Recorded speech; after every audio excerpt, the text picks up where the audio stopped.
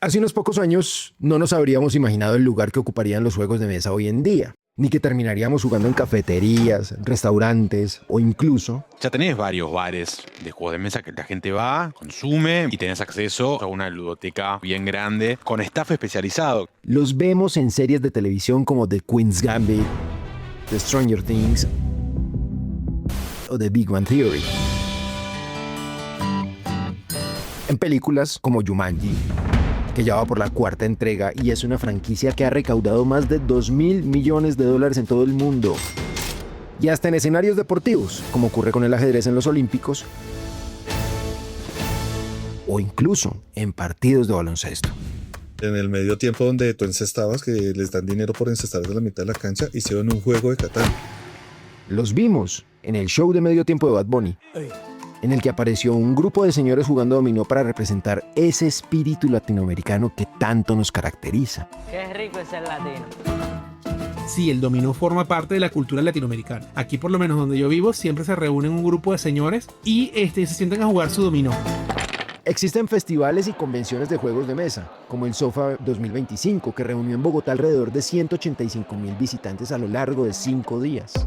Cuando comenzó el SOFA, el área de juegos de mesa era un espacio súper chiquito. Ahora tú vas y es un pabellón. Y tú vas al área de juegos de mesa y ya no cabe la gente. Y hemos llegado al punto en que un objeto que solía estar en un cajón dentro del armario, ahora ocupa un lugar hasta en las repisas de nuestras casas. Porque hay personas que tienen 500 títulos en su casa y así como tú tienes tus libros, pues no tienes libros y no tienes esos juegos de mesa. Y hay personas de verdad que compran para tener el juego ahí lindo y ni siquiera lo abren. O sea, hay coleccionistas. Pero ¿en qué momento ocurrió todo esto que les estoy contando? ¿Qué tuvo que pasar para que hoy sea tan común eso de las noches de juegos? ¿Por qué de repente empezamos a buscar experiencias que nos conectan más entre nosotros sin que haya una pantalla de por medio? Y sobre todo, ¿qué dice eso de nosotros mismos? Bienvenidos a ¿Por qué gastamos?, el podcast de Nu. Mi nombre es Juan Fernando Sánchez y hoy vamos a hablar de juegos de mesa. Los juegos de mesa han formado parte de la humanidad desde el principio. No han sido tan popularizados como quizás es la época de la humanidad en la que están más popularizados que en todos los tiempos. Y sí, han formado parte de la humanidad en la parte de que el hombre se planifica y demás, y ha también imaginado, ¿no? Él es Luis Fernández, internacionalista de profesión y fundador de la cuenta de Instagram Calabozo Criollo, donde recomienda juegos de mesa y crea contenido de divulgación. Todas las culturas han tenido brujas, vampiros, dragones y juegos de mesa. ¿Okay? O sea, todas. Entonces, eso es algo que no es intrínseco del ser humano. O sea, independientemente del lado del mundo en el que se encuentre, hay ese vínculo con el juego de mesa. Y con el juego en general, porque los seres humanos, como mamíferos que somos, tendemos al juego como una forma de comprender y habitar el mundo. Es más, Johan Huizinga, que es un ensayista del siglo XX, del que ya hablamos en nuestro episodio de videojuegos, escribió en su libro titulado Homo Ludens que el juego es más viejo que la cultura. Y claro, entre las sociedades civilizadas, los juegos de mesa no se hicieron esperar. Y una cultura en especial fue la que nos dejó el primer juego de mesa del que tenemos registro. El Senex es quizás el juego de mesa más antiguo de todos los tiempos, ¿okay? Jugado en Egipto, en el antiguo Egipto. Este juego data de alrededor del 2700 a.C. y era un juego para 2 jugadores con tablero, fichas y bastoncitos que definían el movimiento. Se han encontrado varios de estos elementos en tumbas egipcias, lo que sugiere que, más que un simple pasatiempo, el Senet tenía un significado simbólico y religioso.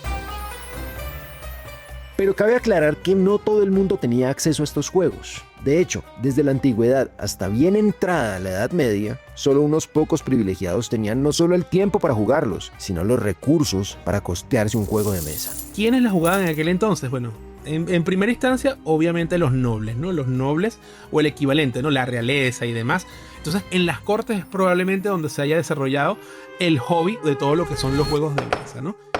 Juegos tan antiguos como el Go, que nació en China y cuyo dominio hacía parte de las 4 artes que debió aprender un caballero. O como el juego real de Ur, que, ojo, cuando digo real, me refiero a la realeza, y que es originario de la antigua Mesopotamia. Todos estos juegos, durante siglos, no eran parte de la vida cotidiana de la gente común, como si lo son ahora, porque jugar en ese entonces no consistía simplemente en entretenernos para matar el aburrimiento, sino que era una señal de poder, educación, riqueza y privilegio. quizás los juegos de mesa tienen un auge en el año 1300, 1200 con el surgimiento de el ajedrez, que es un juego que viene del año 400 de la India, ¿no? Como dato curioso, el ajedrez originalmente estaba diseñado para 4 jugadores. Durante la Edad Media, cuando llegó a Europa, lo alteraron para que fuera de a 2 y era común comprarlo como regalo de lujo porque era un objeto que mostraba estatus y refinamiento. De hecho, se decía que Napoleón y Alejandro Magno jugaban juegos de mesa para plantear las batallas. O sea, ellos tenían como esas simulaciones, ¿no? Porque a fin de cuentas, un juego de mesa siempre va a ser una simulación. A menos que sea muy abstracto el juego, siempre es una simulación de algo de la vida. Y vean que con lo que dice Luis pasa algo curioso. Tanto en su historia como hoy en día, los juegos de mesa tienen mucho en común con los libros y la industria editorial. Primero, porque antes las reglas se transmitían de forma oral, hasta que la imprenta de Gutenberg permitió difundir textos y producir naipes, barajas e instructivos al alcance de casi todos. Y segundo, porque a partir de la imprenta empezamos a hablar de autores, pero no solo de libros, sino también de juegos de mesa. Y esto es algo que sigue funcionando así hasta el día de hoy. Yo no sé si la gente sabe eso. Funcionan como libros. Vos tenés autores y la gente que juega muchos juegos de mesa tiene autores favoritos, ¿no? Y hay editoriales. Que eso tampoco se sabía, que hubieran editoriales de juegos de mesa. Tú sabes que hay de libros, pero de juegos de mesa, eso es otro cuento. A quienes acaban de escuchar son Gaspar Fernández, creador de contenido en Instagram y TikTok a través de la cuenta Entre Juegos y Mesas, y Verónica Amezquita, cofundadora de Son Geniales, una de las tiendas especializadas en juegos de mesa más grandes de Bogotá. Pero a ver, que la imprenta permitiera que más personas comunes y corrientes jugaran juegos de mesa no se puede comparar con cómo funciona esta industria hoy. Porque en el pasado, los juegos de mesa no tenían la amplitud y el abanico de posibilidades que vemos hoy. No me imagino a Gutenberg imprimiendo su mazo de Yu-Gi-Oh! ¡Es hora del duelo! Ok, o sus cartas de Pokémon. Pero es bastante gracioso cómo ha evolucionado eso. Para que se hagan una idea de esta evolución, escuchen esto. En 1283, Alfonso X el Sabio compiló en el libro de los juegos todos los juegos conocidos hasta entonces, y apenas llegaban a 100. Hoy, en cambio, la web Board Game Geek, conocida por todos los que están metidos en este mundo, tiene registrados más de 150,000 juegos, entre los que encontramos juegos para tomar, juegos para socializar y hacernos reír, juegos para llevar a todas partes o juegos más casuales para una tarde entre amigos. Para cada persona, o sea, cada persona tiene su propio estilo, cada persona tiene su propia forma de jugar, cada persona disfruta más de los parties, disfruta más de un juego más pesado de tipo industria, disfruta de esto, y es mucho la narrativa y la inmersión que tú le des. Él es Miller Romero. Es que a mí me gustan los juegos de colores. Te tengo el juego de colores. El de animales. Te tengo el de animales. No me gusta. Te tengo el de Fórmula 1. No, es que quiero. O sea, es que ahorita es casi imposible que no haya un juego para los gustos que quieras que satisface esa necesidad. Y él es Santiago Niño. Ambos trabajan en Devir, que es una de las editoriales y distribuidoras más grandes de juegos de mesa en Iberoamérica. Miller es coordinador de marketing y diseñador, y Santiago es el country manager de Devir Colombia. Y para que hoy en día exista todo este abanico de posibilidades del que ellos dos hablan, fue necesario que a comienzos del siglo XX apareciera un juego que lo cambiaría absolutamente todo. Se trata del Superman de los juegos de mesa, el famoso rompeamistades, la cara del capitalismo y el juego más vendido de la historia con 275 millones de copias. Sí, les estoy hablando de Monopoly. Cuando Elizabeth Magie lo creó, ella lo creó bajo el nombre de Landlord Game, que eso fue creado en 1904. La idea se la robaron y se fue publicada por Parker Brothers hasta 1935. Usted ha heredado 100,000 dólares. Cuando ella tuvo el juego, no fue tan comercializado como tal, hasta que lo vieron y ya lo tomaron la esencia del juego y ya lo empezaron a comercializar, donde ella, como tú dices, perdió la patente. Fue un juego diseñado para criticar el capitalismo, y el capitalismo lo agarró y lo puso y lo volvió lo más capitalista de todo, ¿no? Un juego de quebrar a tus compañeros y demás y todo eso. Que es algo curioso porque Maggie en un inicio lo hizo, fue como muy crítica social, y ellos lo reproducieron más como una celebración del capitalismo y el competitivismo en ese sentido. En su primer año, Parker Brothers vendió cerca de 278,000 copias. Y para 1936, apenas un año después, ya superaba los 1.7 millones de unidades. En ese momento, cada copia de Monopoly se vendía por más o menos $2, lo que hoy equivaldría aproximadamente a $40 americanos. Es decir, en plena Gran Depresión, Monopoly se convirtió en un fenómeno cultural y a finales de los 30 ya se imprimían más de 20.000 juegos por semana en Estados Unidos. Y ustedes se preguntarán, ¿cómo y cuándo llegó Monopoly a Colombia? Pues hacia 1989, Industrias Ronda, bajo licencia de Parker Brothers, empezó a publicar y distribuir ediciones locales de Monopoly en Colombia. Eso fue una bomba en esa época. Yo tenía 6 años cuando llegó Monopoly. Ya estaba Tío Rico, claro está. Tío Rico es como el parqués en Colombia, es una cosa muy tradicional. La encuentras en cualquier lugar. Tío Rico, vas a cualquier supermercado y encuentras el Tío Rico de Ronda. Tío Rico fue todo un fenómeno. Según un artículo del Tiempo del 2004, se llegaron a vender más de 110.000 unidades en solo un año. Y para ese entonces, el juego representaba cerca del 20% de las ventas de juegos de mesa en todo el país. Y Tío Rico es solo un ejemplo del sinfín de casos exitosos que revelan el secreto de Monopoly. Su éxito no está tanto en que sus mecánicas sean brillantes o en que su diseño sea extraordinario, sino en el gigantesco trabajo de mercadeo que ha tenido desde su lanzamiento. Comerciales en televisión y en radio, presencia en todas las jugueterías y, por supuesto, ediciones especiales que despiertan la curiosidad de distintos tipos de jugadores. Y uno ve exactamente la cantidad de expansiones de Game of Thrones, de todo lo que tú quieras, y siguen saliendo y te van a sacar el monopolio digital, el monopolio De la saga de Star Wars, el de los Simpsons e incluso uno de The Walking Dead, donde en lugar de comprar propiedades, sobrevives en un mundo post-apocalíptico lleno de zombies.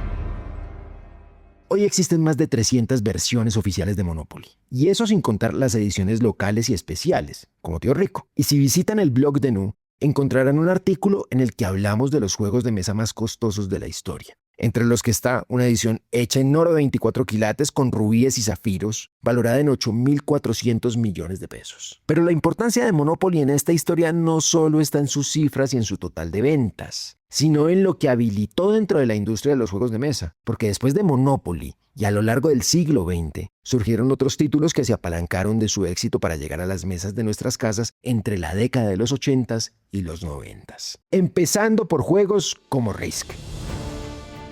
Risk fue como, wow, ¿cómo es esto? Tiene miniatura. Bueno, en esa época eran números romanos, hoy en día son soldaditos, una locura, era genial. El hecho de los dados, el tablero, la conquista del territorio, súper competitivo.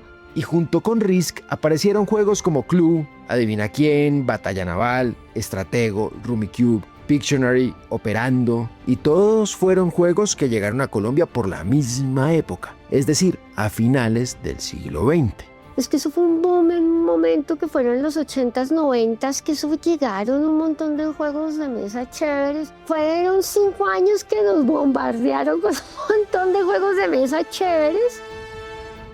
Pero ninguno alcanzó el impacto de un juego en particular que salió en 1971 y que es, de lejos, el juego de cartas más popular de todo el mundo. O sea, es como, tú dices cuál es el superhéroe más famoso del mundo. La gente dice Superman, pero no. El héroe más famoso de todo el mundo es Spider-Man. Yo sé que existe el Monopolio, que sería el equivalente a Superman, pero el uno es el Spider-Man. O sea, lo conocen en todos lados del mundo.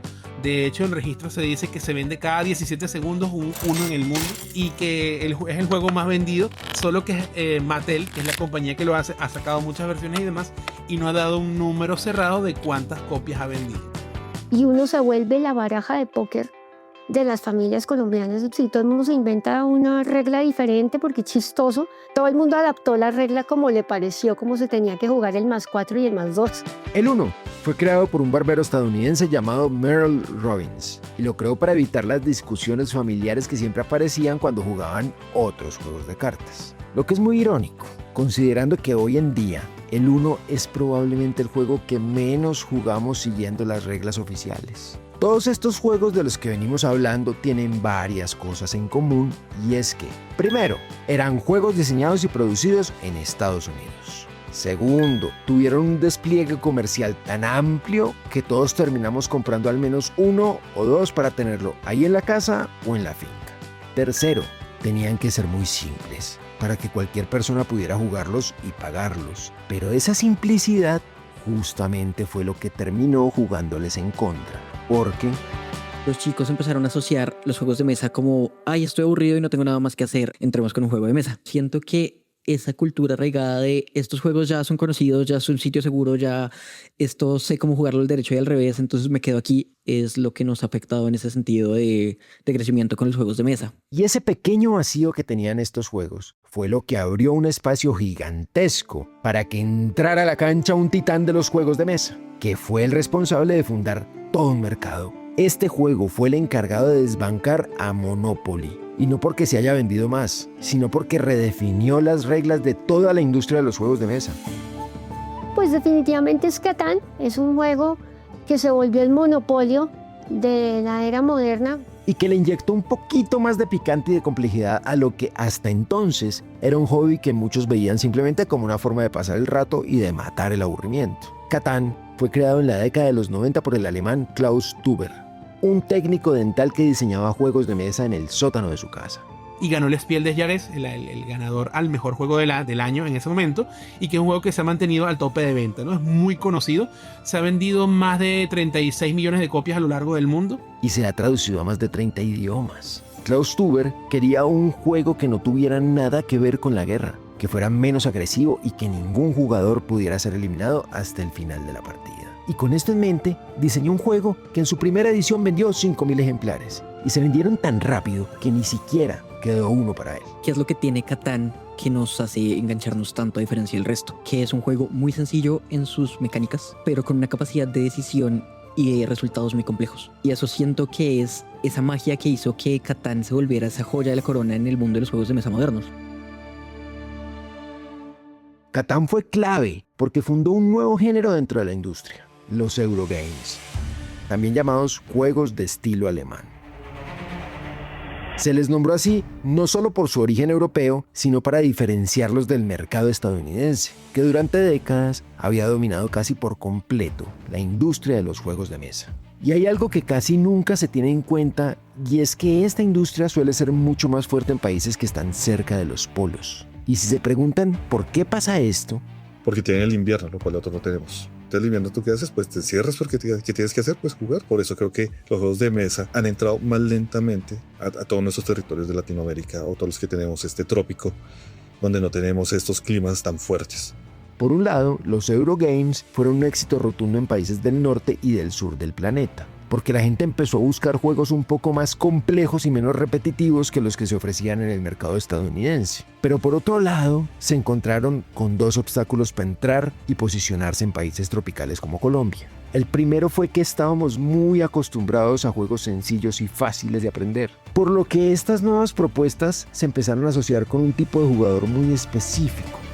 El juego lo toman como algo intelectual, mucha gente. Automáticamente la gente le da un perfil, si querés, ñoño o nerd. O sea, la gente está muy sesgada a la idea de es que esto es de intelectuales, es que esto es de nerds, esto es de frikis. Y el segundo obstáculo fue que este nuevo mercado apareció justo con el cambio de siglo, cuando llegó la era digital y nuestra atención se volcó por completo a las pantallas. Lo que hizo que muchas familias que antes jugaban de manera habitual dejaran de hacerlo. Cuando viajamos en familia, los juegos iban para la que está en el cajón de la finca o iban en la maleta. Era como ese espacio de, en un minutico de esparcimiento familiar, saquemos el juego y pasémosla rico. Ese hábito que había en mi familia cambió. Y eso fue lo que ocurrió en miles de familias.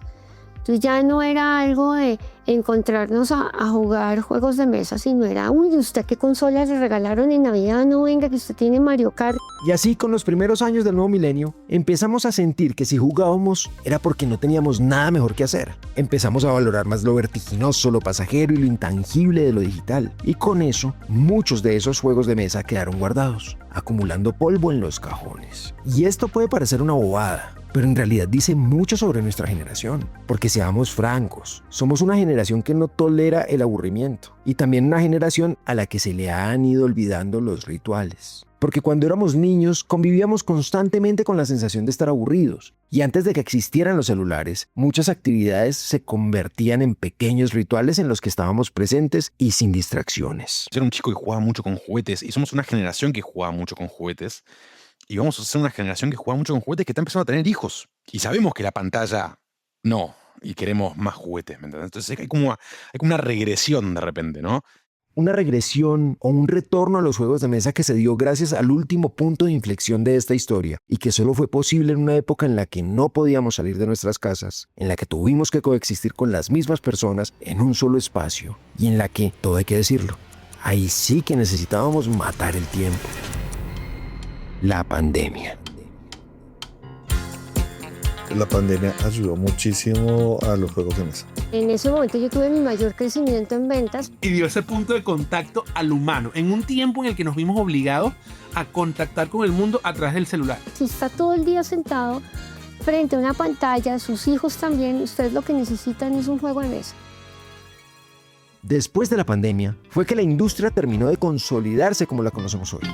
Durante ese periodo en el que estuvimos encerrados, las ventas se dispararon. En Latinoamérica, las compras online crecieron un 38% en 2020 y en Colombia subieron más del 230% en plataformas como Mercado Libre. Y eso cambió por completo la forma de comprar juegos. Hoy se estima que cerca del 60% de las ventas mundiales se hacen online. Es decir, cada vez más gente compra por internet o incluso trae juegos del exterior. Y ahí es donde entran herramientas como las tarjetas virtuales de Nu, que son más seguras porque puedes eliminarlas y crear nuevas en segundos si algo no te cuadra. E incluso usar tarjetas temporales que desaparecen después de una compra, protegiendo así tus datos en cada transacción.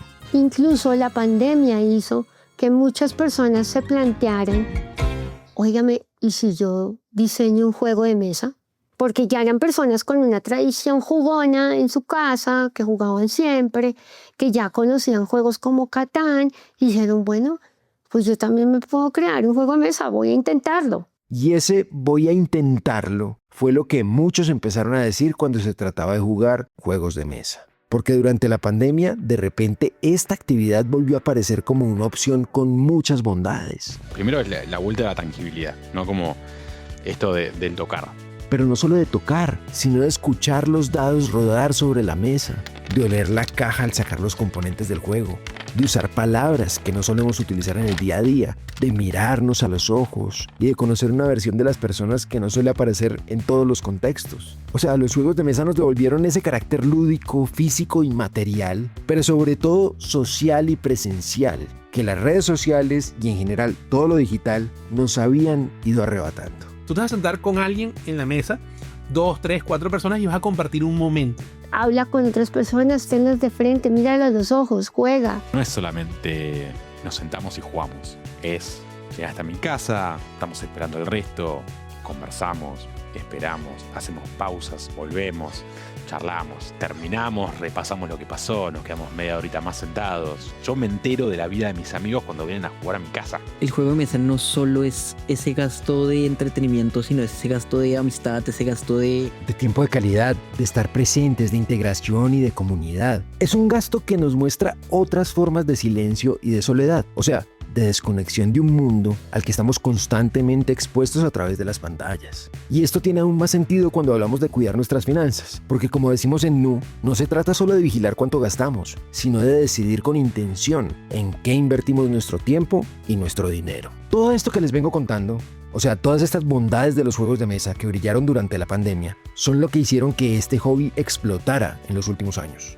Y lo que antes se pensaba que era solo para un tipo de persona muy específica, resultó convirtiéndose en una actividad que podía gustarle a cualquier persona. Pero aunque cada vez más personas se sumen al mundo de los juegos de mesa, hay un público específico que no solo juega más, sino que también gasta más en ellos. Y miren estos datos. La mayoría de jugadores y compradores hoy en día tienen alrededor de 30 años. Según estadísticas globales, los adultos entre 30 y 54 años constituyen la mayor parte de la comunidad de jugadores y consumidores, representando más de la mitad del mercado.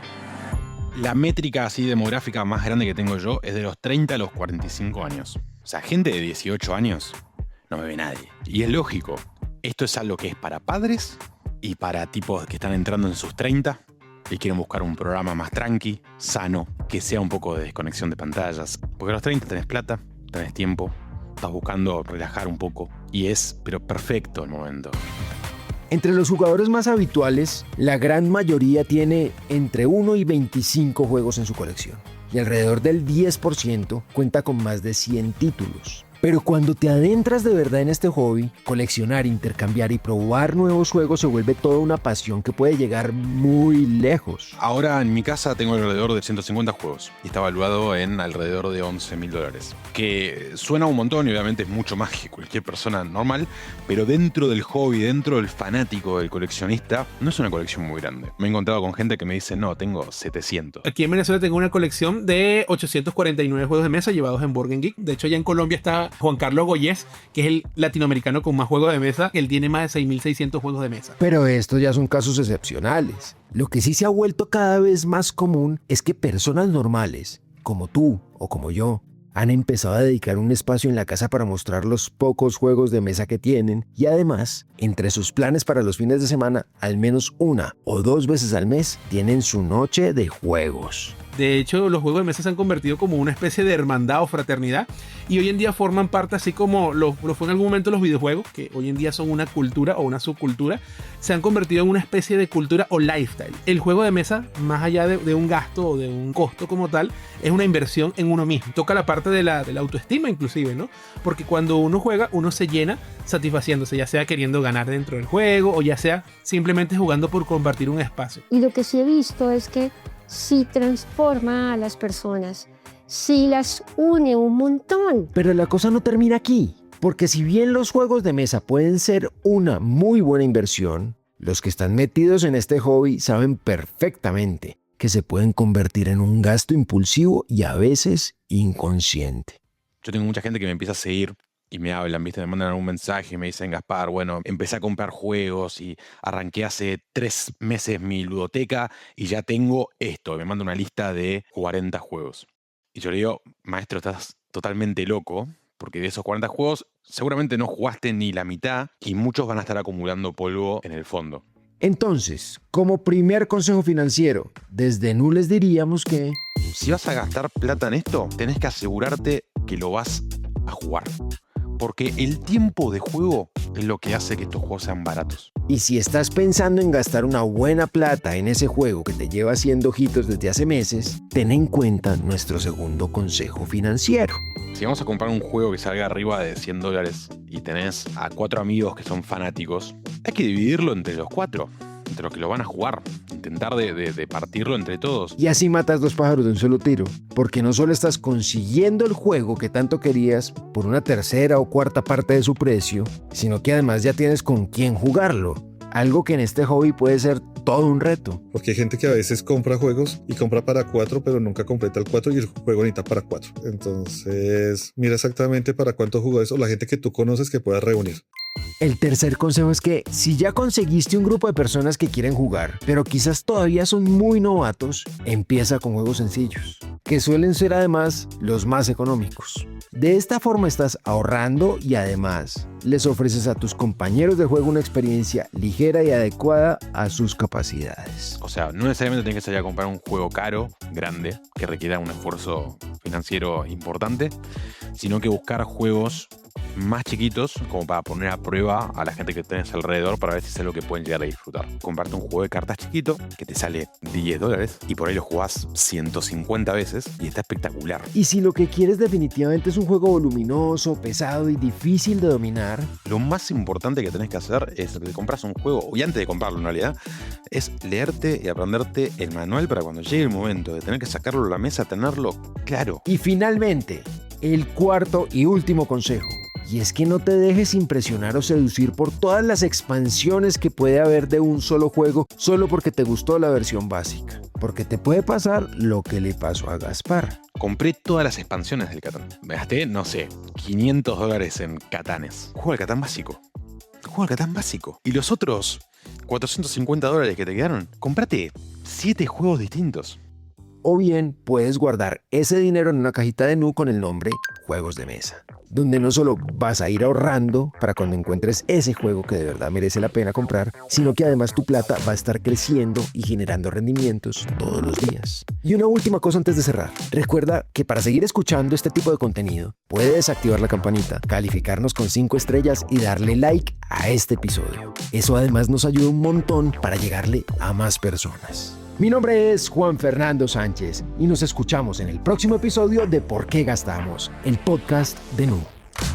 Las marcas mencionadas en este episodio son producto de la investigación y las conversaciones con los invitados. No son una recomendación por parte de Nu. Las opiniones y los comentarios de los invitados no representan las opiniones de Nu. La investigación, concepto y desarrollo de este episodio estuvo a cargo de Andreu Pulido Alonso, Johnny Martínez Cano, Juan Pablo Ramírez y Araceli López. El fact-checking estuvo a cargo de Andreu Pulido Alonso. La musicalización es de Juan Diego Bernal y Santiago Bernal, todos de Naranja Media. La revisión editorial de este episodio, el diseño visual y arte de la temporada fueron hechos por el equipo de Nu Colombia.